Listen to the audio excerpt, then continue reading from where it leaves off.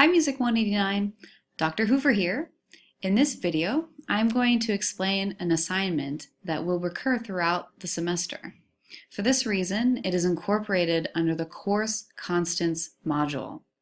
This assignment is called the Musical Meaning Blog, and you'll see it in 3 of the modules, Module 2, Module 4, and Module 6 as an assignment. If you click on the Musical Meaning Blog project document, it will outline the project objectives as well as the requirements and the grading rubric. In this video, I want to focus specifically on the technical requirements for the assignment. For the Musical Meaning Blog, you will need to create a Storify story. Don't worry, it's free and it's really easy to use. You want to make sure that your web browsers are up to date. If you Google Storify and click on Storify, you will see that you will need to sign up for free and give them your email and name. I'm going to go ahead and log in since I've already created an account. So once I've logged in, this takes me to My Stories page where I can create new stories for free. I've already created one here, which is an example of a partially completed musical meaning blog. I've included this in Canvas under the Course Constants and Musical Meaning Blog section. You can see it here under Storify example. So if I click on Dr. H's Musical Meaning Blog example, this takes me to this page. So Dr. H's Musical Meaning Blog. But how did I form this page? So let's go ahead and go through that. You'll need to click on New Story to start creating your blog. Please note that you can create just one story and have 3 different entries within that story, or you can create 3 separate stories. It's entirely up to you how you would like to do that. I'm going to click on New Story as if I was going to create my musical meaning blog for Module 2. Module 2 is Music and Drama. So what we see here, once it loads, it has not loaded all the way. There we go. You see enter a headline and enter a description. The headline and description are what appear here. So in my example, I said Dr. H's Musical Meaning Blog, and then I described exactly in a very brief way what was going to be incorporated on the page. So if you choose to just create one story per blog, you won't say there are 3 primary sections. You'll just say this is the musical meaning blog regarding Module 2, etc. Alright, so I can enter a headline such as Music 189 is awesome sauce, and then my description would be isn't that spicy? Alright, so what else can we incorporate in the blog? You'll note that I have incorporated text here that actually describes the assignment instead of creating a musical meaning blog in full. The requirements are also given if you click on modules and go back to our musical meaning blog project document. All of these requirements in terms of content are clearly outlined under project requirements. So you are going to need to initially search YouTube to find 2 pieces of music that associate with the module's topic. They must associate with the module's topic. So if I'm beginning with our music and drama unit, say I want to really highlight that it's music and drama, I can click within this box and a text box will appear. If I want to make it a headline, I just click on H and I can write music and drama as my header here. And what I want to do is make sure that the YouTube videos I choose associate with the topic. One must be of the Western art music or classical tradition. The other video can be any genre that you want. It can be popular music, folk music, some type of world music piece. It's up to you.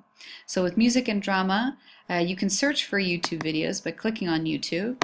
And let's see, I want to search for a classical music piece associated with music and drama. So I might choose, let's see, Verdi's Rigoletto. So I might just put Rigoletto. This is a piece that we discuss in class or within the course of our modules. So you can't choose that, but I'm going to do it as an example. You have to make sure that the pieces that you're discussing are not pieces that are discussed during the course.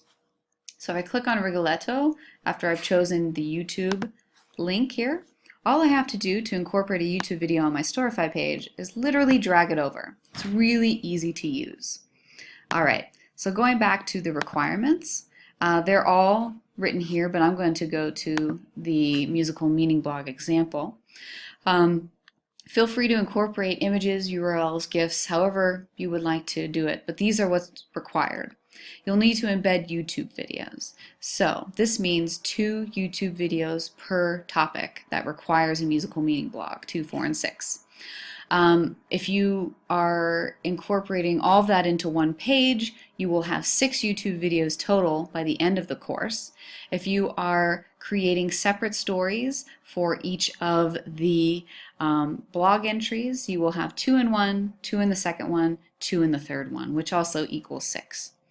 You want to provide the title of the piece with its corresponding composer and performer.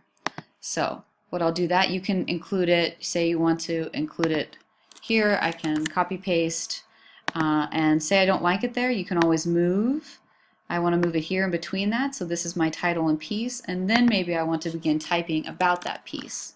So what do you have to write? Go back here for each YouTube piece. So for each video, I want you to articulate how the YouTube video relates to the module topic, as well as what type of meaning the piece holds for you or other audiences, and how this meaning is linked directly to sound. So for meaning, this could be a personal meaning, but also meaning in relation to a larger cultural meaning, political meaning, etc. In describing how the meaning is associated with sound, really make sure to use the terminology introduced in Module 1. So this includes the musical elements such as rhythm and texture and melody and harmony. Describe those and relate them to the meaning that you find or associate with the piece. For each module entry, you will want to write 600 to 800 words. So this means that for each YouTube video, you'll be writing 300 to 400. So let's see, I have this video here. I want to make sure when I'm typing under it that I write 300 to 400 words. Then for my second, whenever I move to my second piece, so let's say for music and drama, I find Justin Timberlake's new piece to be dramatic, and I have to explain why it is. I might put that under here, and then I have to make sure that I write 300 to 400 words for this video too. If I can spell. There we go.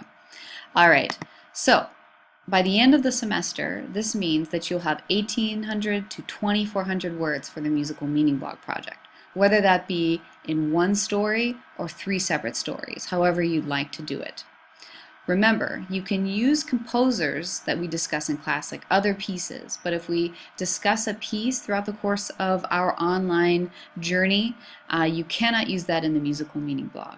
You must use pieces outside of what we talk about, but associated with the Western art music tradition, and then whatever tradition you would like to.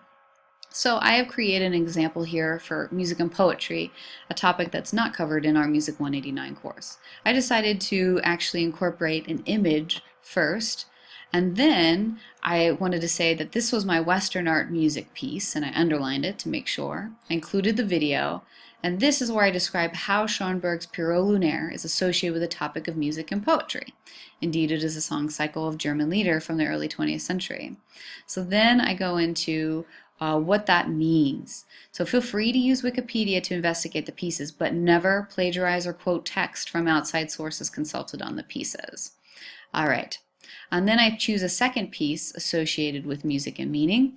I picked Lil Wayne's A Milli because I think it is an amazing piece of wordplay.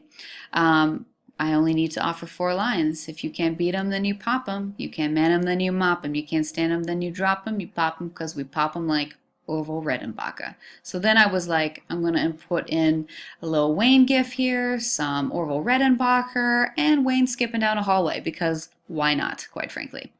All right, so once I'm done, if I go back to this editing mode one, once I'm done producing my musical meaning blog, I want to make sure that I move out of the editor mode. So a problem I have had in the past is that students submit a URL with editor in the URL. Do not submit editor in your URL submission on Canvas. Instead, publish your story, and then you'll see a green box here.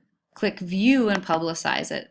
This is the link that you are going to want to copy and paste as your URL submission in Canvas each time. Okay, so if we go back here and go to the graded requirements here, you'll receive 10 points for the 2 YouTube videos, 5 points each. 10 points for providing. Don't forget to provide the title of the piece with composer and a performer. And then 10 points each for saying how the piece is associated with the topic, and then what type of meaning is that.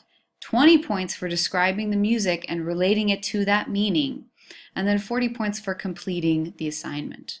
So you'll only be completing one entry at a time, and this entry can be a total musical meaning blog of 6 pieces or one musical meaning blog at a time with 2 pieces per blog.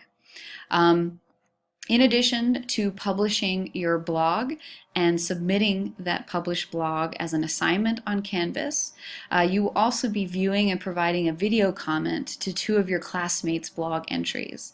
I require video comments because I think it's important to see one another since we don't regularly see one another face to face. So this also gets you talking about what is meaning in relation to music and how is that associated with sound. If you have any other questions regarding this project, please feel free to email me. Signing off.